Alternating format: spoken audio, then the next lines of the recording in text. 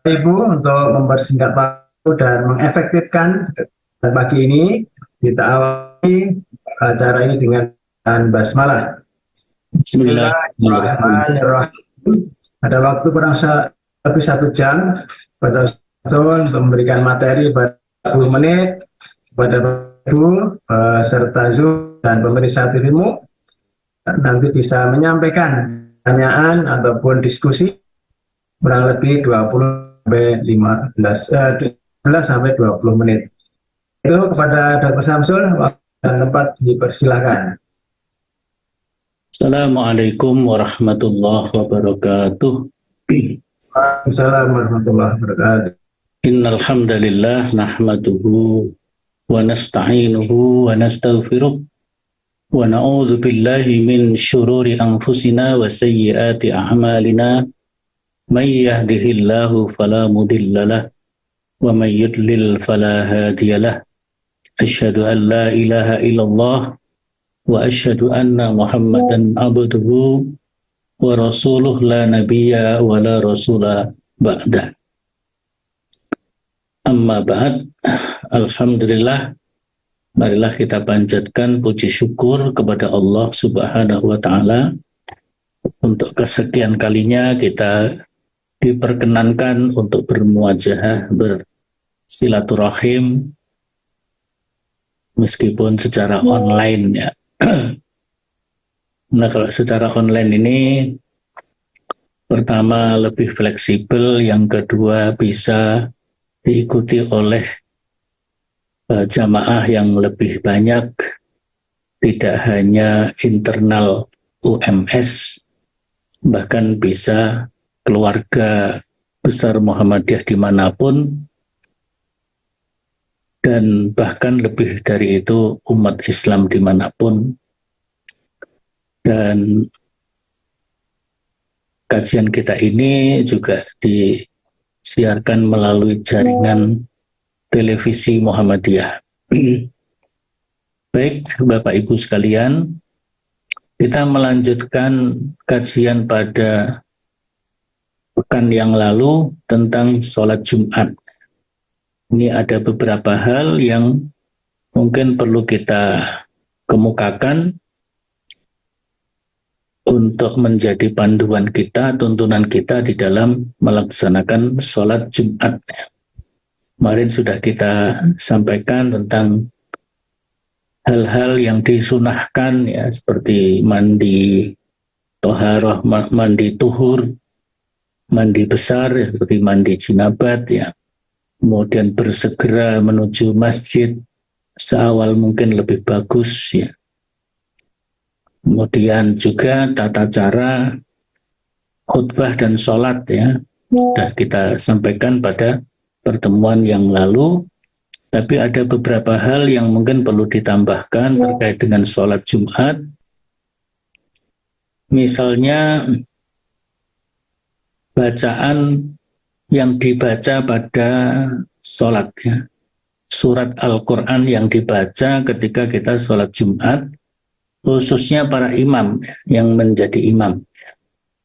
Jadi itu ada sunnah dari Rasulullah, surat tertentu yang sudah disabdakan oleh Nabi SAW dan dilakukan oleh Rasulullah. Ya. Jadi kalau sholat Jumat, beliau rakaat pertama setelah Al-Fatihah membaca apa, rakaat kedua setelah Al-Fatihah membaca apa, itu ada kebiasaan yang dilakukan oleh Rasulullah. Karena itu dilakukan berulang-ulang, maka itu menjadi satu syariat, tuntunan ya afdalnya membaca yang dilakukan oleh Rasulullah SAW. Meskipun kalau kita membaca surat yang lain, ayat yang lain, itu ya sholatnya tetap sah. Ini didasarkan kepada hadis riwayat Muslim, At-Tirmidzi, Nasai, Abu Dawud, dan Ahmad yang diriwayatkan dari sahabat Nu'man bin Bashir.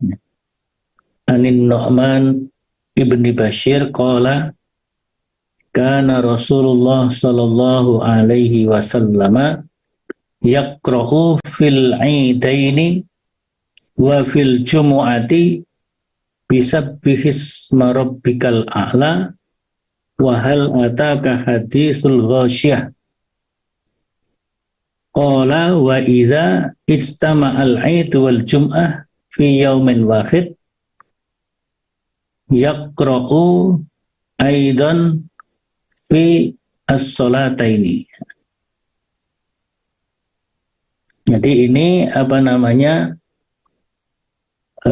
hadis yang menunjukkan apa yang perlu dibaca atau apa yang disunahkan dibaca ketika kita sholat Jumat.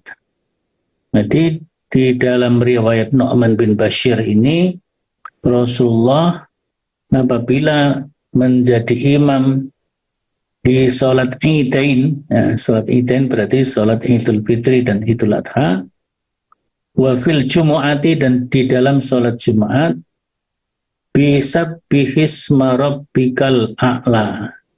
Di rakaat pertama membaca setelah Fatihah yaitu surat Al-A'la, ya. Sabbihisma rabbikal a'la alladzi khalaqa fasawwa. Maka seringkali saya sarankan kepada para dosen dan tendik, khususnya yang laki-laki, karena suatu saat akan kemungkinan menjadi imam sholat dan kemungkinan juga menjadi imam sholat Jumat dan sholat Idain, maka ya harus hafal itu surat Sabbihisma Rabbikal A'la untuk bacaan rakaat pertama. Bacaan rakaat yang kedua adalah hal ataka hadisul ghasyiyah atau kita kenal dengan surat Al-Ghasyiyah. Nah, jadi ini yang dilakukan oleh Rasulullah dan ini menjadi sunnah Rasulullah Sallallahu Alaihi Wasallam. Ini merupakan sunnah fi'liyah, ya. Sunnah yang memang dicontohkan, dikerjakan oleh Nabi Sallallahu Alaihi Wasallam. Jadi Idul Fitri Sabbihisma Rabbikal A'la, yang kedua hal ataka hadisul ghasyiyah, kemudian Idul Adha juga begitu, dan juga sholat Jumat. Apabila Jumat dan Id itu berkumpul dalam satu hari, artinya hari rayanya bersamaan dengan hari Jumat, ya, maka beliau pun juga membaca kedua-duanya.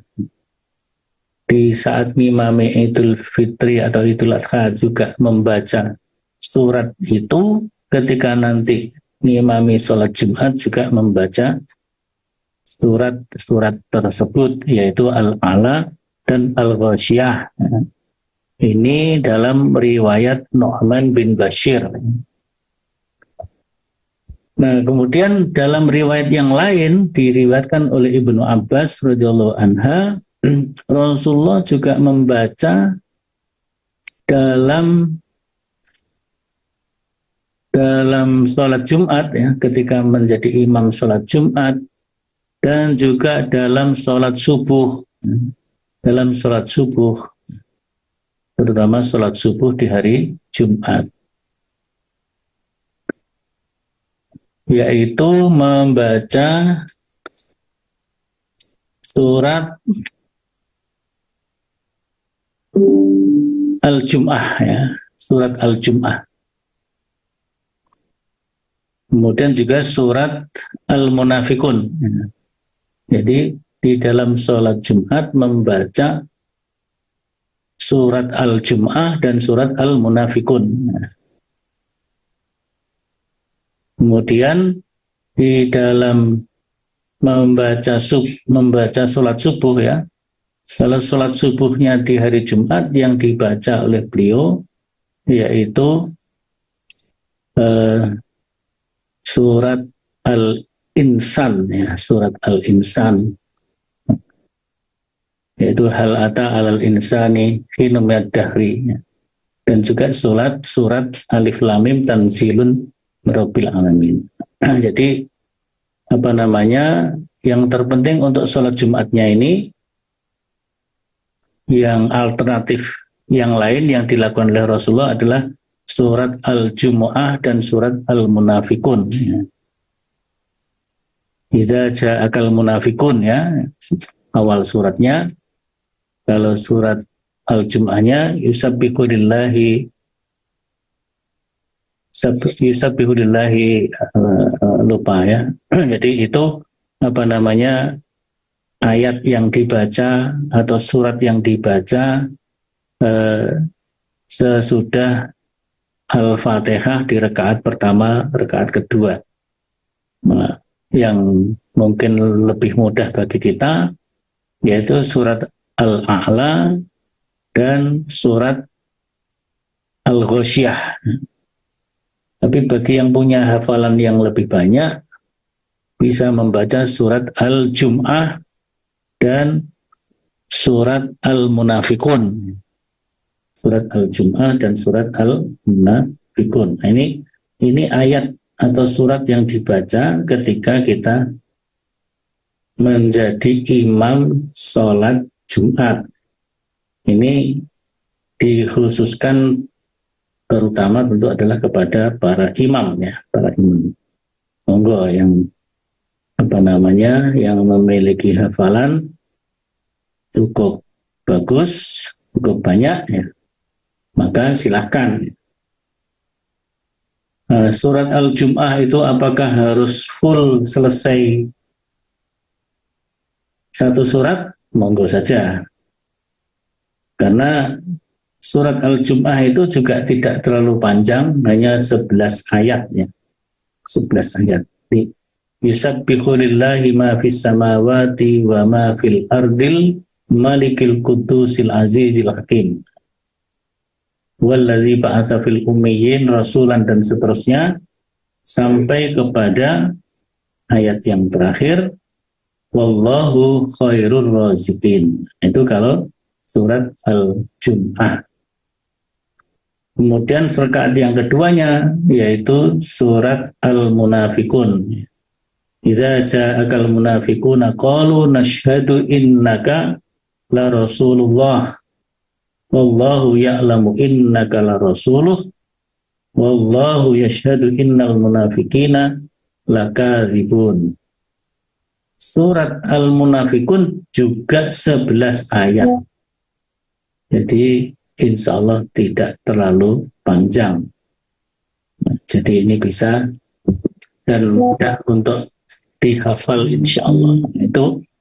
Itu yang kemarin belum kita sampaikan. Jadi ini berdasarkan hadis riwayat yang pertama tadi, yang sabbihisma rabbikal a'la dan hal ataka hadisul ghasyiyah, itu diriwayatkan oleh Muslim, Tirmidzi, Nasai, Abu Dawud, dan Ahmad dari Nu'man bin Bashir. Dan itu menunjukkan bahwa Rasulullah ketika menjadi imam sholat Idain, Idul Fitri dan Idul Adha, kemudian sholat Jumat, begitu juga apabila terjadi terkumpulnya 2 hari raya di satu hari, yaitu hari raya pas hari Jumat, seperti Idul Fitri yang lalu, kita berhari raya Idul Fitri bersamaan dengan hari Jumat.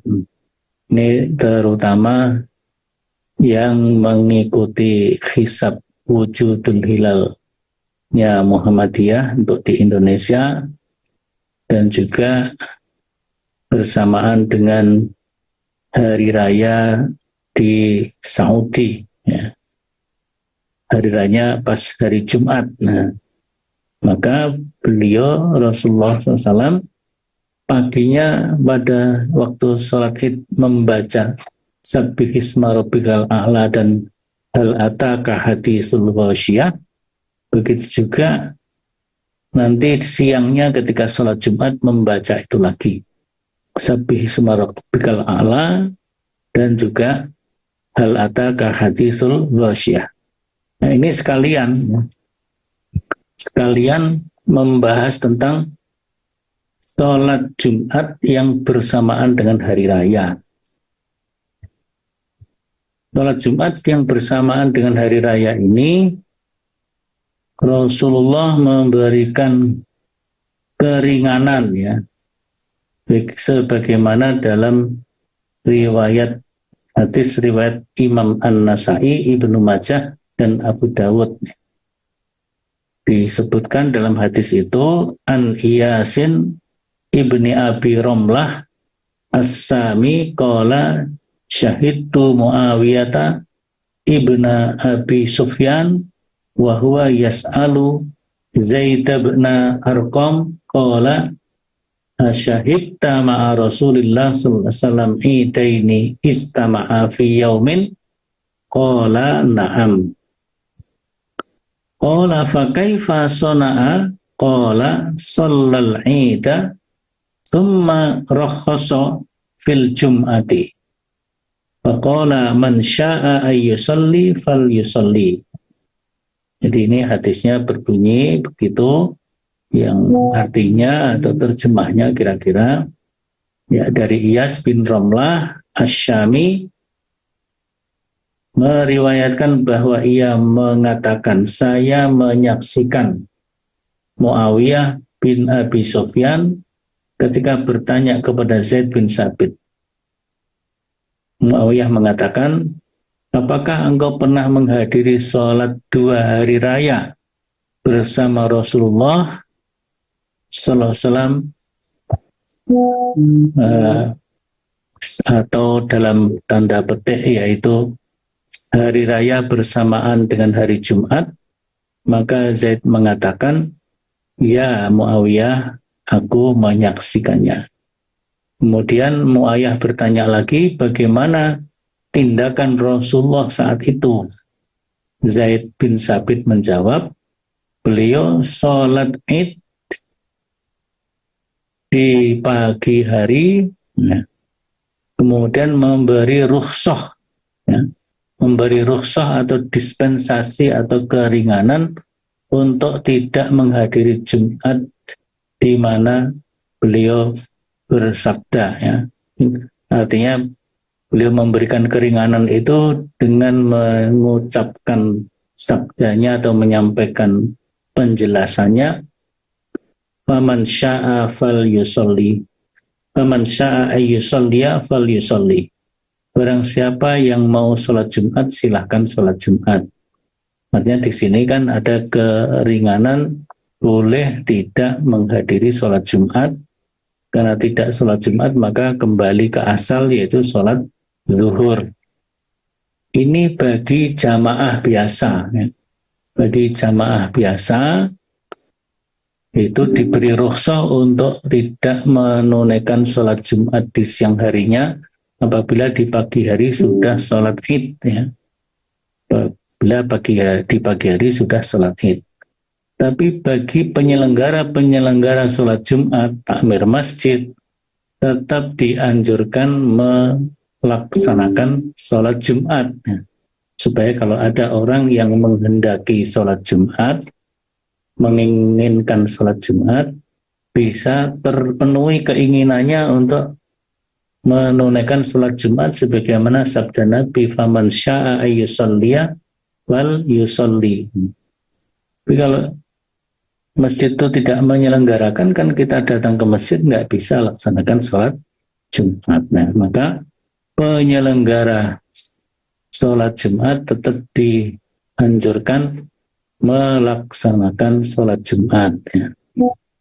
Dalam hadis yang lain, ya, Nabi itu mengatakan, wa inna mujammi'un. Jadi beliau memberikan keringanan untuk umat Islam pada umumnya, boleh tidak melaksanakan sholat Jumat diganti dengan sholat zuhur. Kemudian beliau mengatakan, wa inna mujami'un, sedangkan kami tetap melaksanakan sholat Jumat. Artinya Rasul tetap melaksanakan. Nah, ini permasalahan yang mungkin perlu kita pahami. Ini tentu bagi kaum laki-laki. Kalau bagi kaum perempuan sudah jelas ya. Bagi kaum perempuan di hari Jumat manapun, Jumat kapanpun memang termasuk yang tidak diwajibkan menghadiri sholat Jumat di masjid. Nah itu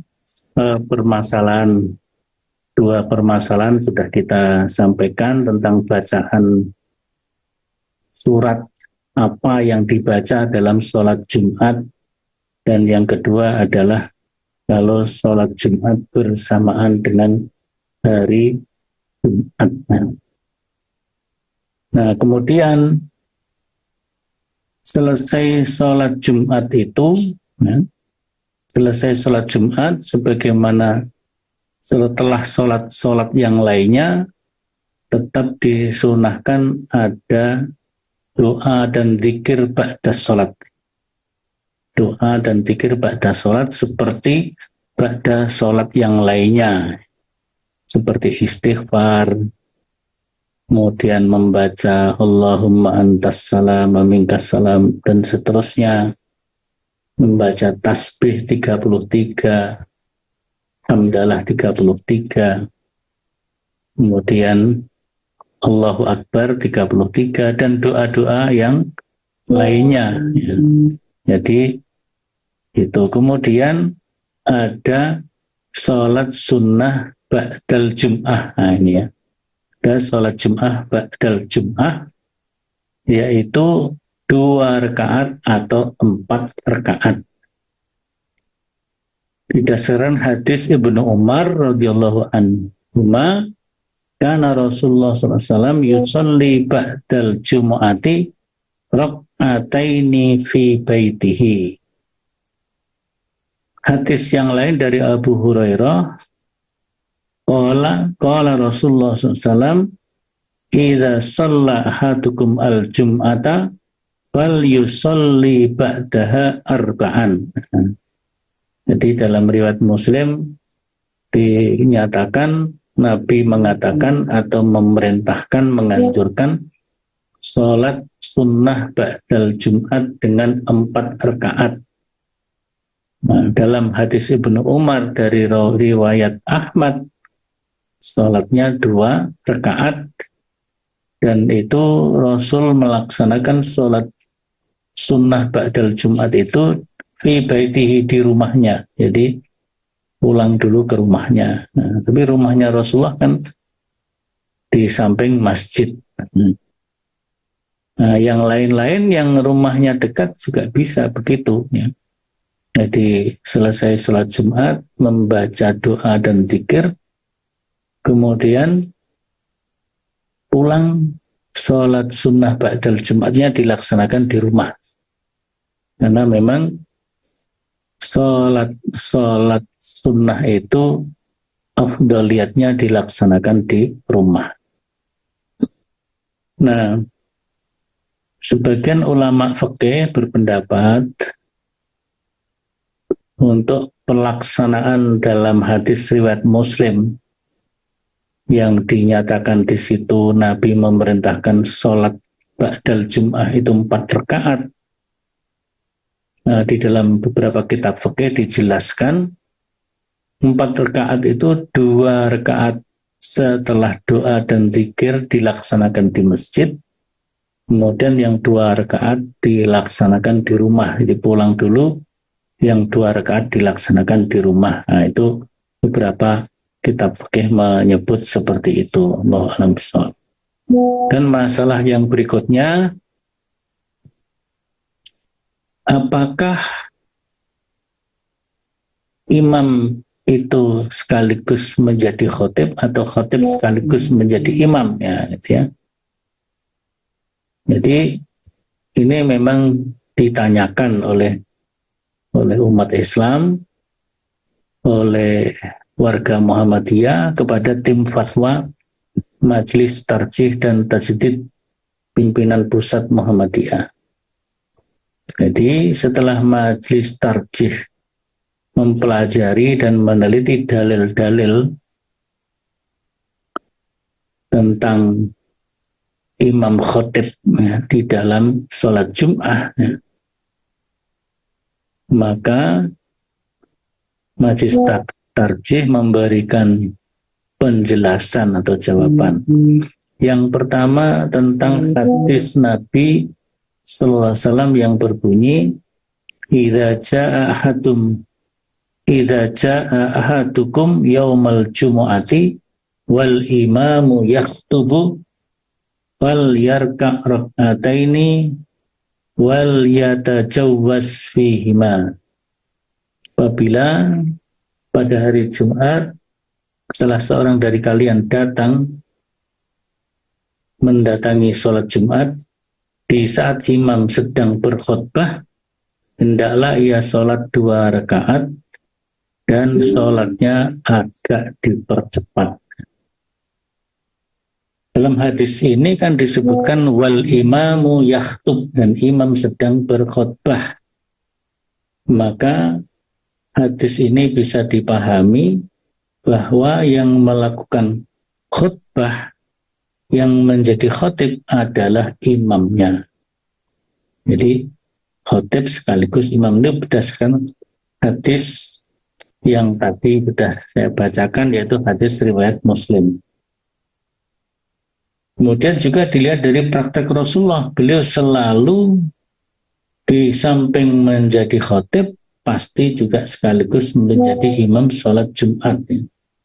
Bahkan dalam sholat fardu di Masjid Nabawi, apabila beliau tidak berhalangan atau tidak sakit, maka beliau selalu menjadi imam. Begitu juga para Amirul Mukminin dalam khilafah atau Khulafaur Rasyidun. Artinya di sini Majelis Tarjih berpandangan idealnya seorang imam sekaligus khotib atau seorang khotib sekaligus imam. Jadi idealnya seperti itu. Apalagi Rasulullah itu menjadi uswah dan qudwah bagi umat Islam dalam segala urusan, termasuk dan terutama dalam urusan ibadah khusus.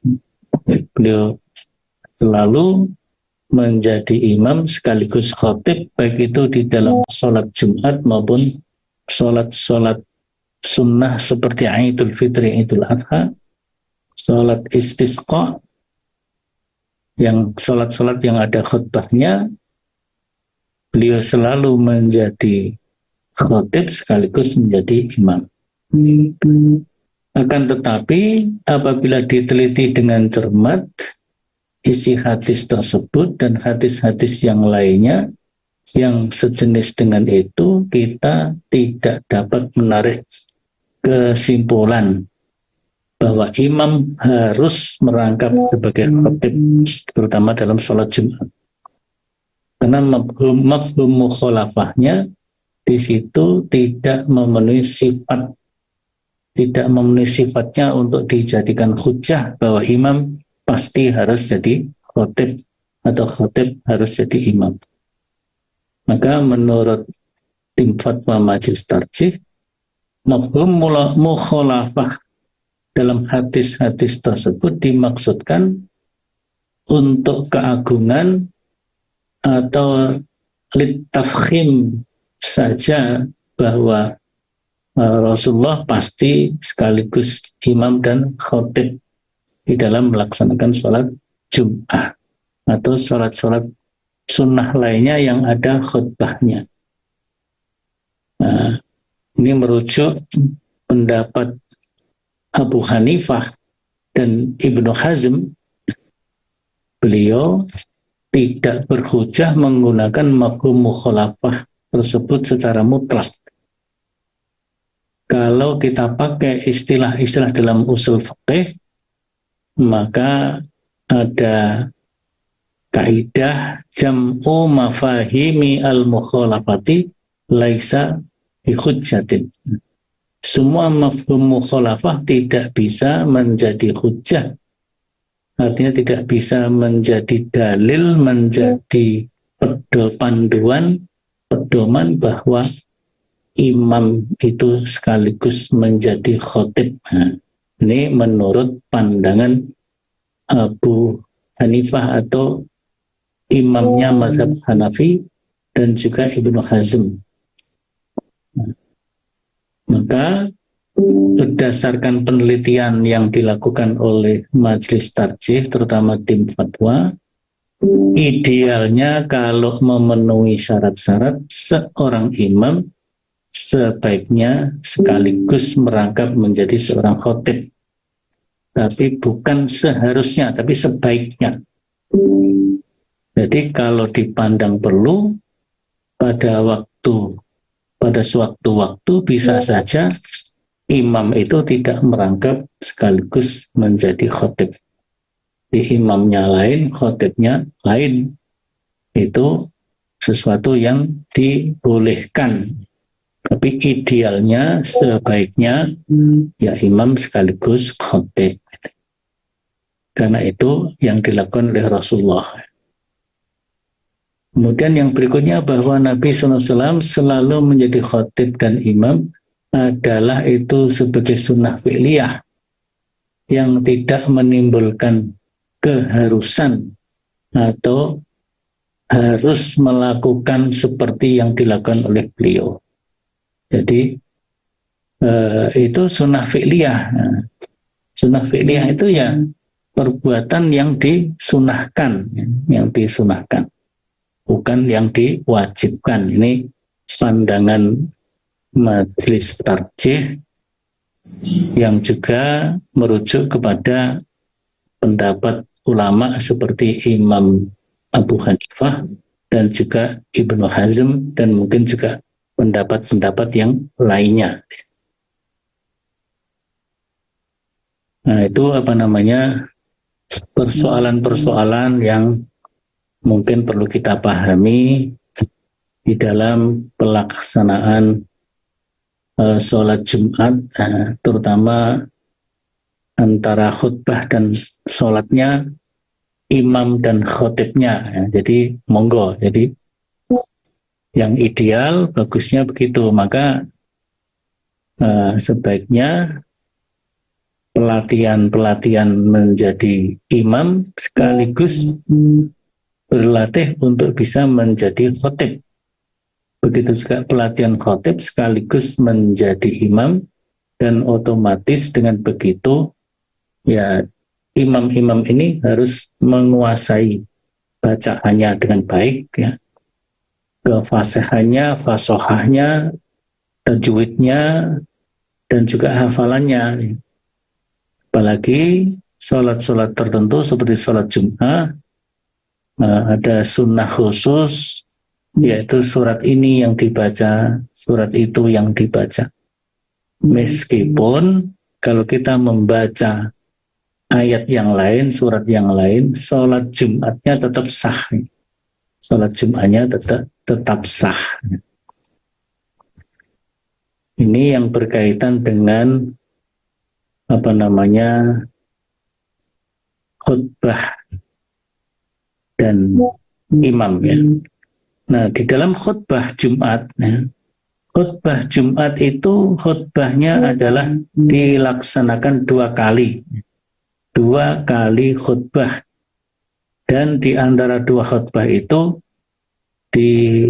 diselai dengan duduk. Sebagaimana hadis riwayat Bukhari, ini juga perlu kita pahami, ya. Ani bin Umar qol kana Nabiyyu sallallahu alaihi wasallam yakhutubu qa'iman summa yaqutu summa yaqumu kama taf'aluna al-an.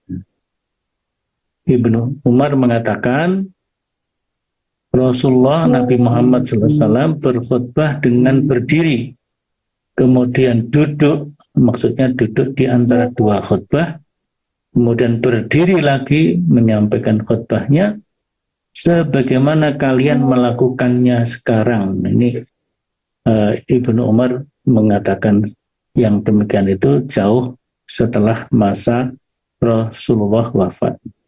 Hadis ditakhrij oleh Imam Al-Bukhari.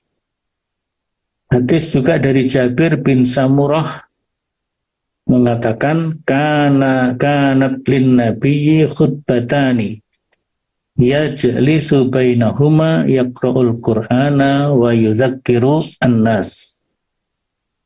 Jabir bin Samurah mengatakan bahwa Nabi SAW pada saat sholat Jumat ada dua khutbah yang di antara keduanya beliau duduk. Nah, itu maksudnya duduk di antara dua khutbah. Pada khutbah tersebut, baik khutbah pertama maupun khutbah yang kedua, beliau membaca ayat-ayat Al-Quran, kemudian memberikan peringatan kepada manusia atau mengingatkan manusia agar selalu ingat kepada Allah Subhanahu wa Ta'ala. Jadi isi khutbahnya itu yang pertama ada bacaan ayat-ayat Al-Quran yang mungkin kemudian dijelaskan makna dan kandungan dari ayat yang dibaca tersebut. Kemudian juga berupa peringatan-peringatan, ya, mengingatkan manusia agar selalu ingat kepada Allah Subhanahu wa Ta'ala. Dalam hadis yang lain dari Imam An-Nasai disebutkan di sini, an Abdillahi anna Rasulullah sallallahu alaihi wasallam kana yakhtubu al-khutbataini wa huwa qaimun wa kana yafsilu bainahuma julusin. Dari Abdullah disebutkan bahwa Rasulullah berkhutbah dengan dua khutbah sambil berdiri, kemudian di antara dua khutbah itu beliau duduk di julusin. Jadi di sini jelas sekali khutbah Jum'ah dilaksanakan dua kali. Sedangkan khutbah untuk Id, ya, salat Id, itu disebutkan Rasulullah khutbah sekali, kemudian selesai khutbah beliau turun dari mimbar baru menuju jamaah ibu-ibu, jamaah perempuan, kemudian beliau kembali menyampaikan peringatan nasihat kepada jamaah ibu-ibu. Nah, mungkin itu dilakukan oleh Rasulullah. Pada saat itu belum ada alat pengeras suara seperti sekarang, ya, sehingga bisa jadi beliau berkhawatir khutbahnya hanya didengar oleh jamaah yang di depan, jamaah laki-laki. Maka selesai khutbah, beliau turun dari mimbar, kemudian pindah ke jamaah ibu-ibu, kemudian beliau menyampaikan nasihat tausiah kepada ibu-ibu. Nah, kalau sekarang sudah ada alat pengeras suara, khutbah yang disampaikan oleh imam itu sudah terdengar dengan jelas oleh seluruh jamaah baik yang di depan maupun di belakang. Maka tidak perlu turun dari mimbar kemudian datang ke jamaah ibu-ibu untuk menyampaikan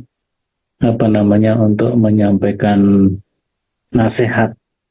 Nah, itulah maka di dalam tuntunan Idain Majelis Tarjih Pimpinan Pusat Muhammadiyah atau dalam putusan tarjih tentang Idain, khutbah Id itu satu kali.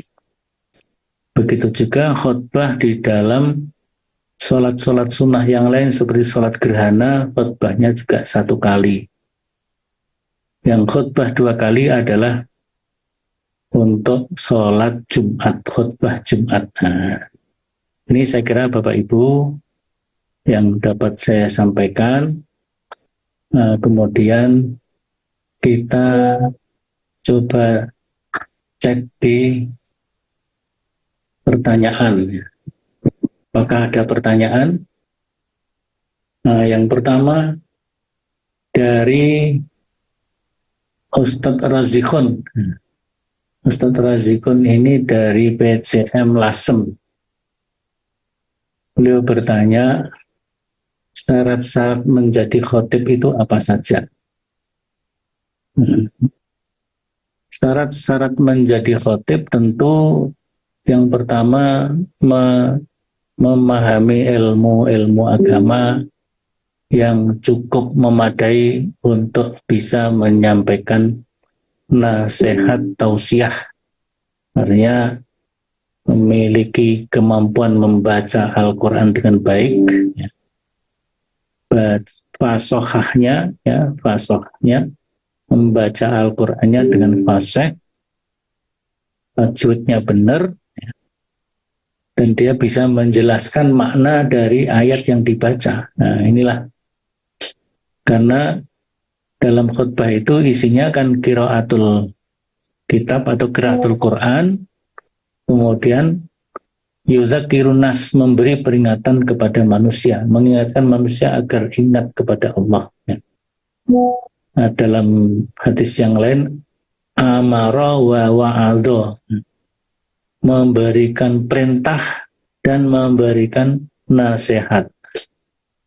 Maka otomatis itu ya, seorang khotib, idealnya lagi khotib mampu menjadi imam.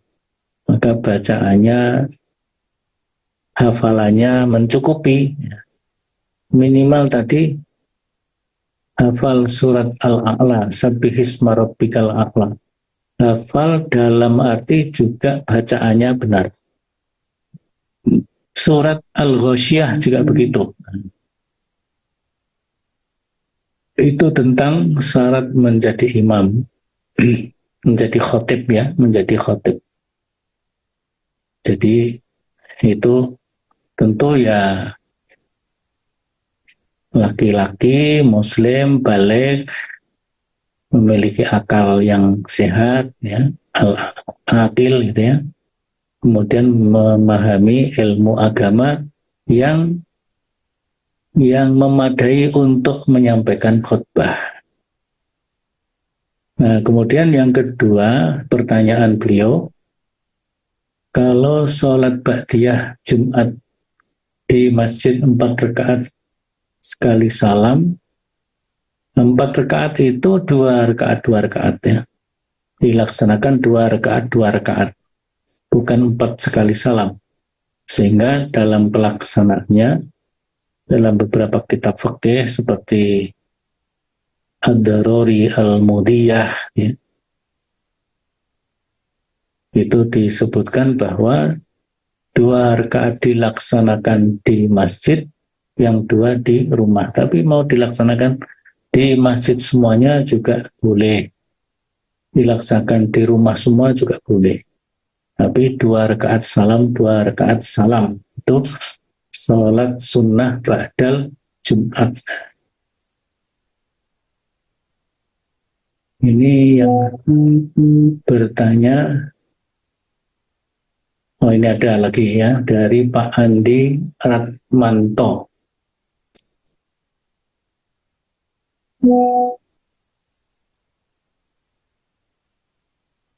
Bagaimana hukumnya azan Jumat yang 2 kali ya?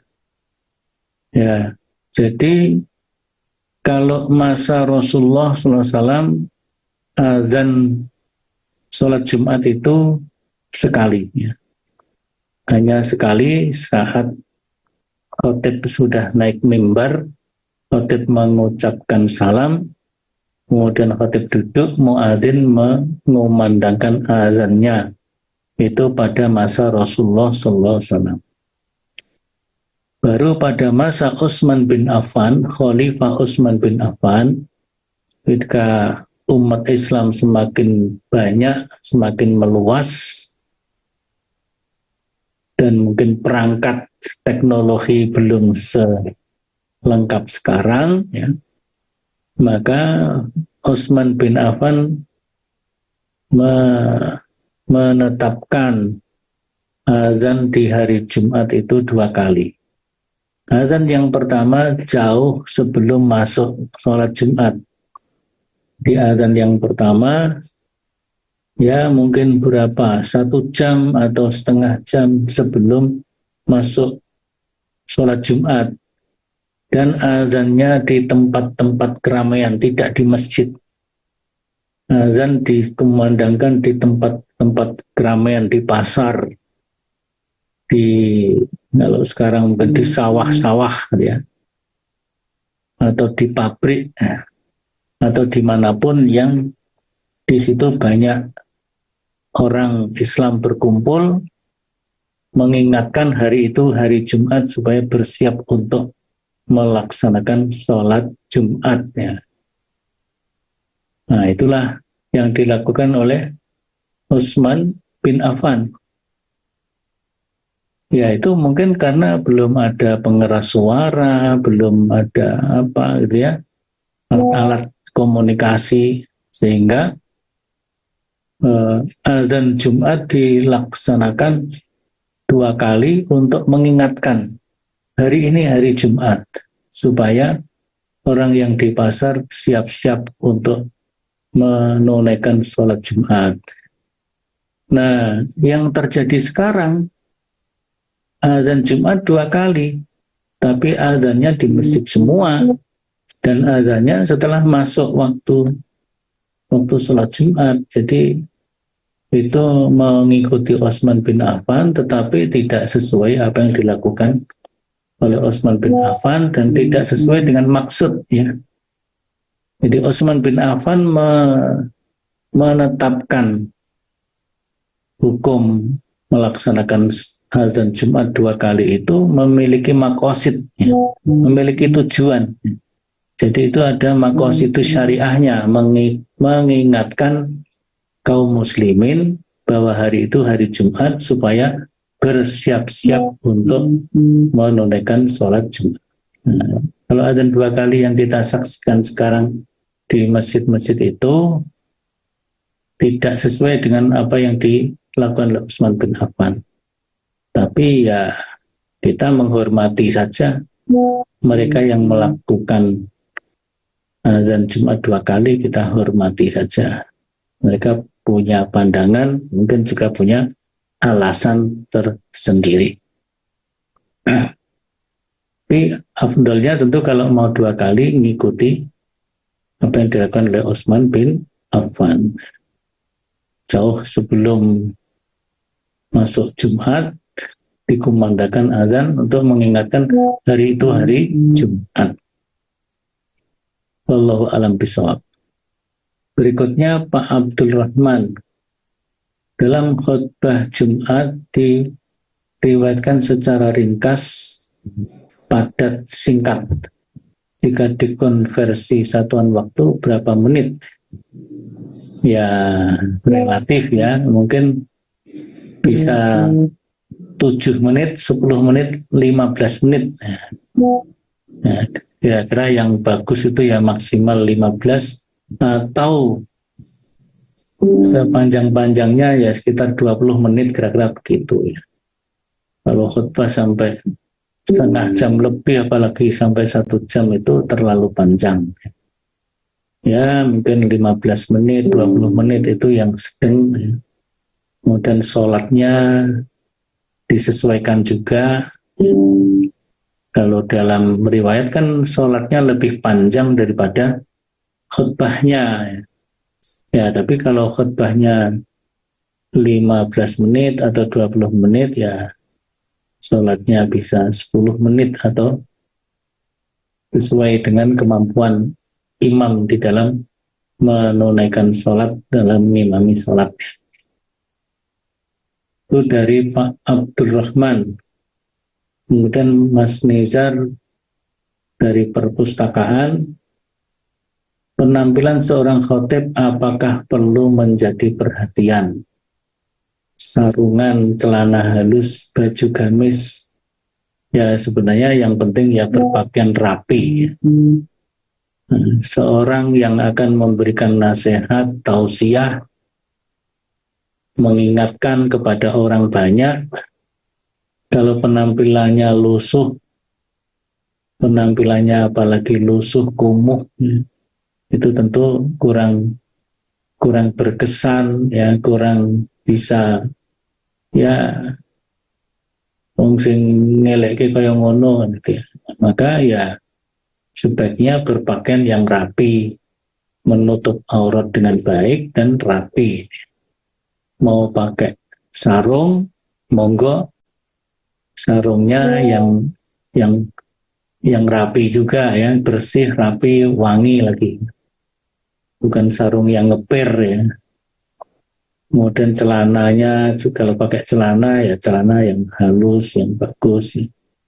Mau pakai baju gamis, jubah juga yang bagus, ya. Dan tidak harus serba putih. Ya, serba putih bagus, tapi tidak harus serba putih.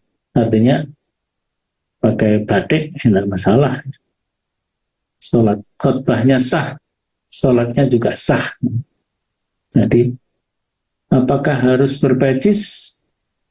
Ya, afdolnya berpeci, tapi tidak berpeci juga tidak mengapa. Apalagi kalau itu khutbahnya disampaikan di saat berpakaian ikhram, otomatis kan tidak pakai penutup kepala.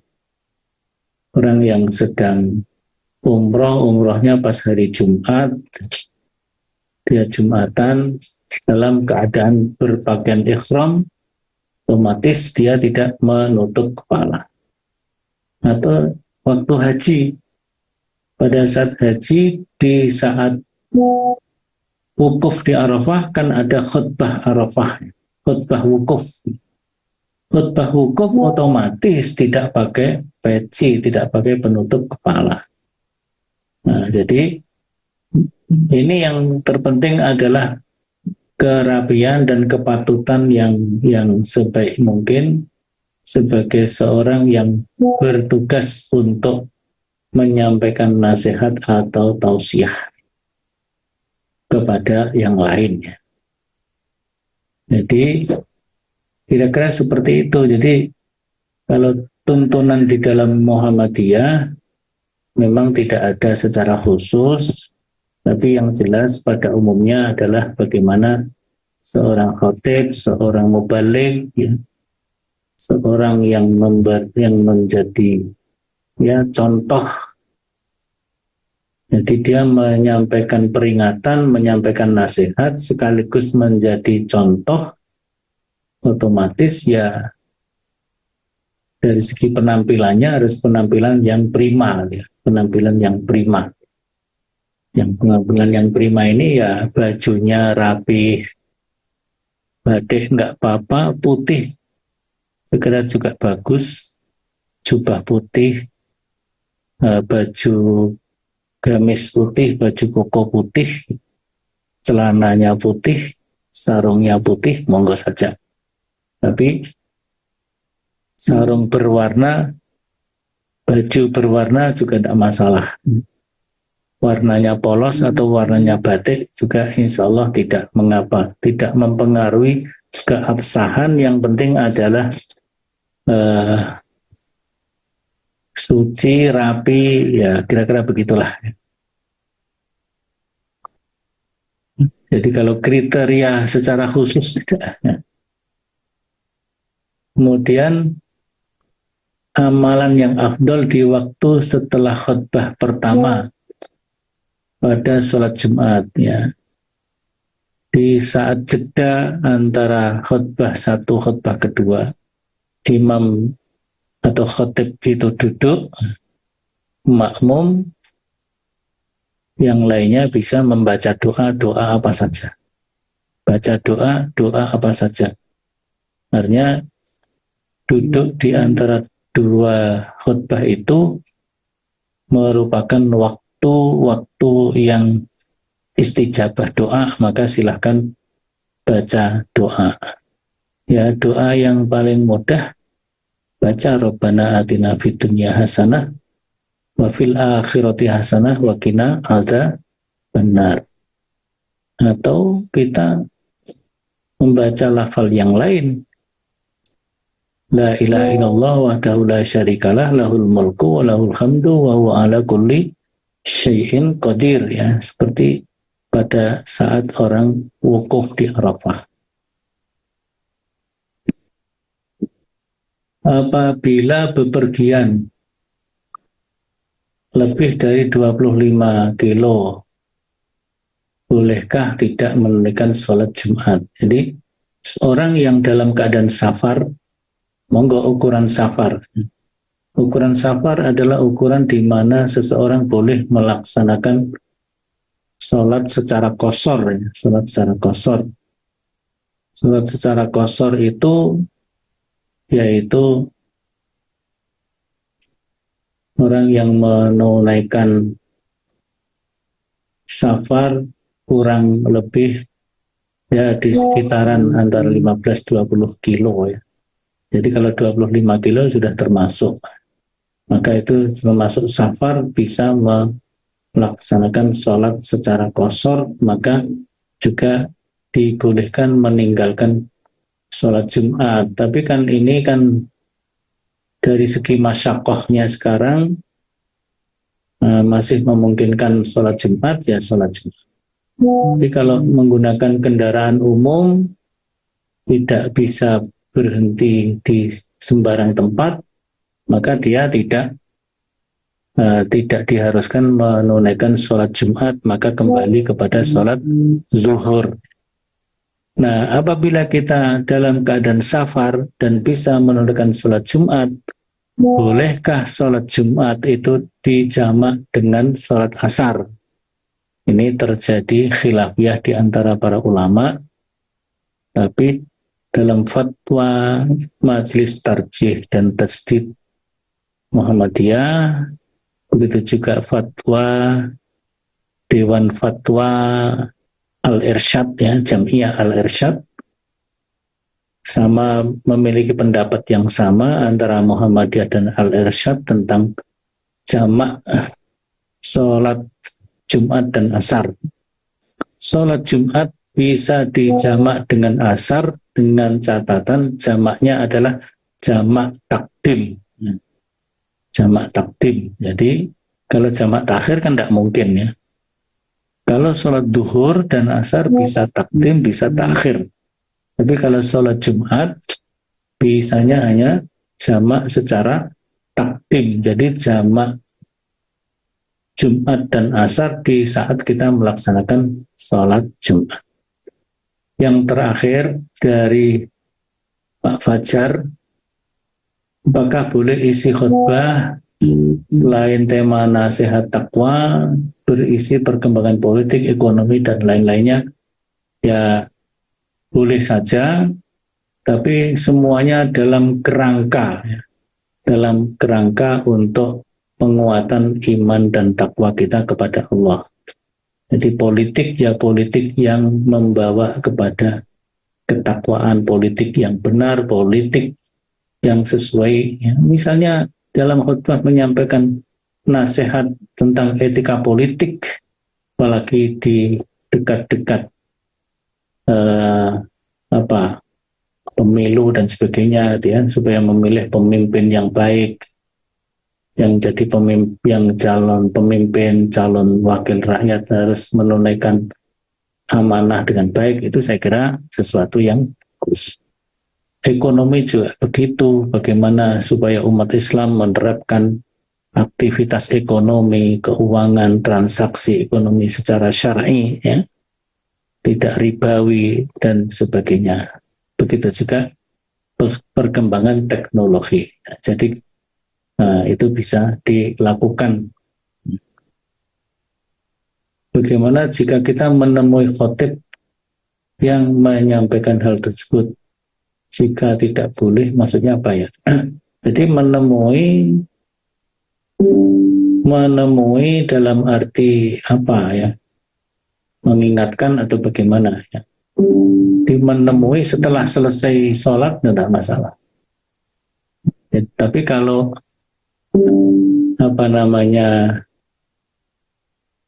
menemui di saat khutbah sedang berlangsung, ya sebaiknya tidak dilakukan, ya. Karena itu akan mengganggu pelaksanaan sholat Jumat. Saya kira begitu, Bapak Ibu sekalian. Waktunya sudah habis, maka kita cukupkan untuk kajian pada pagi hari ini. Mudah-mudahan membawa manfaat pada kita semuanya, bermanfaat bagi para jamaah, baik yang bertugas menjadi imam, khatib, muadzin dan sebagainya, maupun yang menjadi jamaah biasa. Mudah-mudahan kita selalu diberi kesempatan untuk selalu memperbaiki diri dengan terus mendalami ilmu-ilmu yang diberikan oleh Allah Subhanahu wa Ta'ala. Saya kira cukup sekian, kurang lebihnya mohon maaf. Nasrum minallah wa fathun qarib wa basyiril mu'minin. Wassalamualaikum warahmatullahi wabarakatuh. Waalaikumsalam warahmatullahi wabarakatuh. Nah, kita tutup dengan membaca hamdalah. Alhamdulillah. Allahumma wa bihamdika.